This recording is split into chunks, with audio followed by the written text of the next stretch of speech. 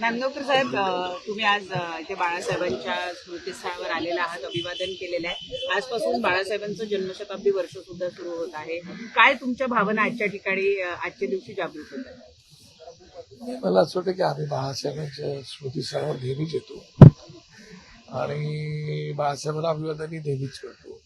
परंतु आता बाळासाहेबांचं जन्मशताब्दी वर्ष असल्यामुळे बाळासाहेबांच्या ज्या काही इच्छा आहेत महाराष्ट्राच्या प्रती, देशाच्या प्रती, त्याच्यावरती आपण सगळ्यांनी मिळून काम करणं आवश्यक आहे. बाळासाहेबांना आपला मराठी माणूस जेवढा प्रिय होता तेवढा हिंदू माणूसही तेवढा प्रिय होता. याचा अर्थ त्याने इतर धर्मियांचा कधी द्वेष केला नाही, इतर भाषिकांचाही त्यांनी कधी द्वेष केला नाही. सगळ्यांना सोबत घेऊन जाऊनच त्यांनी आपलं आयुष्य पुढे घेऊन गेले. त्यामुळे बाळासाहेबांनी जी दिलेली शिकवण आहे ती शिकवण घेऊनच आपण अत्यंत प्रामाणिकपणे काम केले पाहिजे. पण काही वेळेला परिणामांची पर्वा न करता बाळासाहेब वागत होते. त्याप्रमाणे परिणामांची पर्वा न करता सुद्धा आपल्याला पुढची वाटचाल करायला पाहिजे, एकजुटीने करायला पाहिजे. आणि बाळासाहेबांना जे काही त्यांना आपल्या मनाला प्रश्न विचारून की बाळासाहेबांना मनाला जे पटणार नाही ते आपण न करायला पाहिजे. बाळासाहेबांना हे आपण केले तर आवडेल का, तेच आपल्याला करायला पाहिजे, अशा प्रकारची मला वाटते. आणि मला त्यासाठीच आम्ही आज बाळासाहेबांना आदरांजली मनसे अध्यक्ष राज ठाकरे यांनी या सामनामध्ये एक लेखलेलं आहे, सोबत एक पोस्ट सुद्धा केलेली आहे बाळासाहेबांच्या आठवणींच्या संदर्भामध्ये. त्यांची जी पोस्ट आहे त्या पोस्टमध्ये त्यांनी असं लिहिलेलं आहे की बाळासाहेबांनी सुद्धा मराठी माणसाच्या हितासाठी काही ठिकाणी लवचिकता घेतली होती. अशी लवचिकता जर मी घेतली तर ती माझ्या वैयक्तिक स्वार्थासाठी नसेल तर मराठी माणसाच्या हितासाठी असेल. या लवचिकता या शब्दावरनं आता वेगवेगळे राजकीय अर्थ काढले. नाही, तुम्ही लक्षात घ्या, मला आठवते आजही की बसताच तलावावरती पण बाळासाहेबांनी मीटिंग झाली होती. त्यावेळेला GM बनातवाला याच्यासोबत बाळासाहेब स्टेजवर गेले होते. त्यावेळेला मला असं वाटतं की त्यावेळेला त्या घटना घडल्या. सन्मान्य मुरली देवराज साहेबांना सुद्धा त्यांनी महापौर बनायला मदत केली होती. आणि बाळासाहेबांनी जेवढे कठोर होते तेव्हा वेळेप्रसंगी ते सॉफ्ट पण राहायचे. आणि राजा हा मेणावनी मऊ, पण वेळेप्रसंगी राजाहून कठोर असावा लागतो. आणि तसं बाळासाहेबांची भूमिका सदैव असायची, ती आपल्या पक्षाच्या हिताची असायची, पण त्यापेक्षा जास्त पुढे जाऊन मराठी माणसाच्या हिताची असायची. आजही मला असं वाटतं की ज्यावेळेला बाबरी मशीदचा विषय आला होता त्यावेळेला आम्ही तर कारशिवेला गेलो होतो, त्यावेळेला BJPच्या सगळ्या लोकांनी हात वर केले होते. आणि त्यावेळेला सन्मान्य सुंदरलाल भंडारी साहेब होते. त्या भंडारी साहेबांनी त्यावेळेला आमचं कोणी नव्हतं अशा प्रकारची भाष्य केली होती. त्यावेळेला शिवसैनिक असेल असे ते बोलले होते. त्यावेळेला बाळासाहेब असे बोलले होते की जर माझा शिवसैनिक असेल तर त्याचा मला गर्व आहे. बाळासाहेबांनी त्यावेळेला कुठली परवा तमा बाळगली नव्हती. जी भूमिका आपली स्पष्ट आहे ती अत्यंत परखडपणे मांडली त्यांनी. आणि मराठी माणसाच्या बाबतीत त्यांनी कधीच कॉम्प्रोमाइज केली नाही. त्यांची स्पष्ट भूमिका होती, महाराष्ट्रामध्ये मी मराठी आहे आणि देशामध्ये मी हिंदू आहे. महाराष्ट्रामध्ये जर मराठी माणसाच्या अंगावर आलं तर मी सोडणार नाही, आणि देशात हिंदूच्या अंगावर आलं तर तरी मी सोडणार नाही. तीच भूमिका राज ठाकरे साहेबांची. आणि म्हणून ती परिस्थितीत या लवचिकता या शब्दाचा अर्थ काय काढला? आता ना लवचिकता वेळेप्रसंगी मला कळत नाही की ज्यावेळेला मराठी माणसाच्या हिताचा विषय येतो त्यावेळेला काही प्रमाणात लवचिक भूमिका घ्यावी लागते. आणि तशा प्रकारची भूमिका राजसाहेब कधी कधी घेतात, आणि ती मला वाटतं की चुकीची नाही. मुंबईमध्ये पण ही लवचिक भूमिका घेतली, कारण तुम्ही काल असं म्हणाल मराठी महापौर जर केला जाईल तर राज ठाकरे भाजपला पाठिंबा देऊ शकतात. मला असं वाटतं की त्या बाबतीमध्ये दोघे भाऊ समर्थ आहेत. दोघे भाऊ आज जन्मशताब्दी वर्ष बाळासाहेबांचं सुरू झालेलं आहे. आणि जन्मशताब्दी वर्षामध्ये या महाराष्ट्राच्या मराठी माणसाच्या हिताचा जो काही निर्णय असेल ते दोघे बंधू नक्कीच घेतील याची मला खात्री आहे. त्यावेळेला माहिती नाही नेमकं काय निर्णय घेतात, पण आम्ही सगळेच कार्यकर्ते म्हणून त्यांच्यासोबत असू. पण भाजपसोबत जर गेले तर सकारात्मक तुम्ही वैयक्तिक आता त्याच्यावरती जरतरवरती बोलण्यात पॉईंट नाही ना. आपण एखादा विषय जरतरवरती बोलण्यापेक्षा आपण असं वाटतं की जे आज त्यांनी भूमिका त्यांची मांडलेली आहे. आज संध्याकाळी ते षण्मुखानंद हॉलला जाणार आहेत, त्यावेळेला त्या ठिकाणी दोन्ही बंधू असणार आहेत, त्या ठिकाणी ते संबोधित करणार आहेत. काय मेसेज देतात ते तुम्हाला उत्सुकता आहे, तशी मला उत्सुकता आहे. तशीच लवचिकता मुंबईत दिसणार आहे का, असा अर्थ घ्यायचा का? नाही, त्याच्यावरती मी आता म्हणून म्हणालो ना, मी त्याच्यावरती बोलू शकत नाही.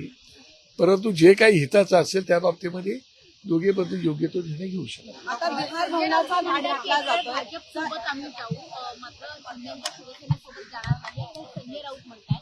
भाजपसोबत जाणं हे पसंत असणार आहे का? ते आता मी त्याच्यावरती भाष्य करणे, कारण मी पक्षप्रमुखच जे निर्णय घेतले त्याच्यावरती मी बोलणं उचित नाही. माझ्या मनात काही जरी भावना असल्या तरी ते बोलणं उचित नाही, कारण त्या पक्षप्रमुखांनीच काही निर्णय स्वतः बोलायचे असतात, ते त्यांनीच बोलणं उचित आहे. बिहार भवनाचा घाट घातला जातोय, त्याबद्दल काय सांगाल? नाही, मला असं वाटतं की एवढं पण करू नये ना. म्हणजे आम्ही आपलं त्याला काय बोलतात, नैतिकता धरून चालतो, सगळ्यांना सोबत घेऊन जाण्याची भूमिका ठेवली तरी मराठी माणसाला दुःख होईल, मराठी माणसाच्या भावनेला ठेच पोहोचेल, अशा प्रकारचं राज्य सरकारने पण करू नये असं मला त्यांना सत्य सांगायचं. टीएमसीच्या नगरसेवकांवर काही नोटीस किंवा कारवाई केली जाणार आहे? अजून तरी मला माहिती नाही त्या विषयावरती. साहेबांचं माझं बोलणं झालेलं आहे, परंतु अजून तरी साहेब त्याच्यावरती काय असं कळतं की राज ठाकरेंना हे सगळं माहित होतं किंवा तशी पूर्वकल्पना तिकडच्या स्थानिक नेतृत्वाने केली होती? मला असं वाटतं की स्थानिक नेतृत्वाला आम्ही सही कल्पना दिली होती की तुम्हाला स्थानिक लेवलवरती काय करायचं ते करा, त्याप्रमाणे त्यांनी ती भूमिका घेतलेली आहे.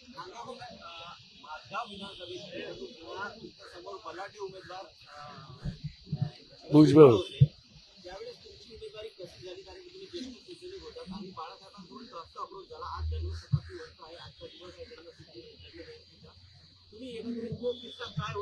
नाही, कसं आहे की बाळासाहेबांसोबतची जी म्हणजे सन्मान्य भुजबळ साहेबांच्या समोर जी माझी उमेदवारी दिली होती ती सन्मान्य राजसाहेबांनीच माझी उमेदवारी त्यावेळेला ती सामना प्रेसमध्ये राजसाहेब होते, उद्धव साहेब होते, पण राजसाहेबांचा प्रामुख्याने त्यात रोल होता. आणि त्यावेळेला त्यांनी मला सांगितलं होतं की तू भुजबळ साहेबांसोबत, त्यावेळेला मी नागपाड्यामध्ये नगरसेवक होतो, मला सांगितलं होतं की तू भुजबळांसोबत उभा राहणार का. तर म्हटलं साहेब आपण आशीर्वाद दिला तर मी उभा राहील, मला काय अडचण नाही. निवडून येणार का. तर म्हटलं 100% निवडून येईन, मला पूर्ण खात्री आहे. नक्की नक्की. बोला नाही तुला ओव्हर कॉन्फिडन्स आहे. मी मला ओव्हर कॉन्फिडन्स आहे, मोर कॉन्फिडन्स आहे की नक्की मी निवडून येईल तिथे म्हणून. तर मला बोला अरे मला तुझा जरा अति फाजीलपणा वाटतो रे, फाजील आत्मविश्वास वाटतो. म्हणजे नाहीच आहे. मग आमच्या दोघांची भेट लागली होती. मी बोले मग भेट लावा, मी निवडून येणार की नाही याच्यावरती. ते बोले लाव भेट. तर म्हटलं ह्याच्या पुढे मी निवडून जर आलो नाही तर मी तुमचा कार्यकर्ता म्हणून आयुष्यभर राहीन, कधी तुमच्याकडे कुठलंही पद मागायला येणार नाही. त्यावेळेला मी शिवसैनिक होतो, पद माझं कुठलंच नव्हतं. त्याच्यानंतर मी नगरसेवक झालो होतो. शिवसैनिक टू नगरसेवक, पद मागायला येणार नाही, तिकीटचा विषयच येत नाही. बोले बरं मग तुझी आता अटक आहे. म्हटलं मी निवडून आल्यानंतर तुम्ही नाचायला यायचं. त्याप्रमाणे राज ठाकरे साहेब माझ्याकडे निवडून आल्यावर नाचायला आले होते, हे लक्षात घ्या. आणि नंतर मग लोकांनी भुजबळ साहेबांना, मी नाही पाडलं, लोकांनी पाडलं. त्यावेळेला मग बाळासाहेबांकडे मला घेऊन गेले. मग बाळासाहेबांना माझं नाव सांगितलं. मग बाळासाहेबांनी पण रिपोर्ट कलेक्ट केला. त्याच्यानंतर निवडणुका जवळ आल्यानंतर मनोहर जोशी साहेब, आनंद दिघे साहेब, नाना पाटेकर साहेब, नीता नाईक, दादा कोंडके अशी मोठी मोठी नावं यायला लागली. मला तर 1.5-2 वर्ष ऑलरेडी सांगितलं होतं की तू कामाला लाग म्हणून. आणि मी नागपाड्यामध्ये नगरसेवक होतो आणि मी कामाला लागलेलो होतो. मग आम्ही 100-150 पोरं घेऊन मी आनंद दिघेंकडे गेलो होतो, त्यांच्या आनंद मठात. त्यावेळेला तो 2:30-3 वाजता आम्हाला आनंद दिघे भेटले होते. तर आम्ही सगळ्यांनी म्हणून आनंद दिघेंना सांगितलं की साहेब तुम्ही पाचगावमध्ये तुम्ही निवडणुकीला उभा जर राहत असाल तर आम्ही तुम्हाला निवडून आणू. तर ते म्हणाले की अरे बाळा मी तिकडे उभं राहून कसं चालेल, मला तर ठाणा बघायचं आहे. तर म्हटलं नाही तुम्ही इकडे उभे राहा, आम्ही 100% निवडून आलो. तर बोलले नाही म्हणाले मला जमणार नाही. आणि समजा मी उभं राहिलो निवडून आलो तिकडे काम कोण करणार. तर म्हटलं मी बाजूच्याच वॉर्डला नगरसेवक आहे, तुम्ही 1-2 महिन्यातून एकदा आलं तरी चालेल, बाकी तुमचा वॉर्ड मी सांभाळेल, असा दिघेने मी शब्द दिला होता. पण दिघे बोलले नाही नाही बाळा काय तिकडे मी राहणार नाही उभा, तू आपल्या तिकडे बघ काय करायचं ते. त्याच्यात एवढी मोठी मोठी नावं आली होती. पण शेवटच्या क्षणापर्यंत बाळासाहेबांनी काही थांग पत्ता लागू दिला नाही. त्याच्यानंतर वर्तमानपत्रात बातमी आली आणि माझं नाव जाहीर झालं. म्हणजे बाळासाहेबांच्या मनाचा थांग पत्ता पण तुम्ही लागू शकत नाही. मला आला की त्यांनी सांगितलं होतं आणि मला शेवटी त्यांनी विचारलं की अरे काय करायचं तिकडे. म्हटलं साहेब तुम्ही जो उमेदवार द्याल तो आम्ही निवडून आणू, तुम्ही उमेदवार द्या फक्त आम्ही तयारच आहोत. कळलं का. त्याला भिंती रंगवायचं काम असायचं आमचं. त्या भिंती पण आम्ही रंगवून ठेवल्या होत्या सगळं. पण बाळासाहेबांनी नंतर मग मला दिली तिकीट आणि राजसाहेबांनी त्याच्यावर राजसाहेबांचा खूप मोठा मला सहभाग होता. काल महापौरचं आरक्षण पडलं, कल्याण डोंबिवलीत एसटी साठी पडलं. जर तुम्ही भाजपला पाठिंबा दिला तर कदाचित तुमचा महापौर असला, कारण भाजपकडे एसटी मध्ये नगर घाई झाली का? मला असं वाटतं की त्या विषयावरती आता काय एखादी घटना घडून गेल्यानंतर वारंवार एखाद्या विषयावरती फाटा फोडणं दुसऱ्या रस्त्याकडे वळणं उचित नाही असं मला वाटतं. एक घटना घडून गेले त्याच्यावरती आम्ही भाष्य करायचं केले, त्याच्यावरती आता साहेब काय बोलायचे तेही बोलतील आणि त्याच्यामुळे आता परत त्या विषयावरती जाणं उचित मला वाटत नाही. धन्यवाद.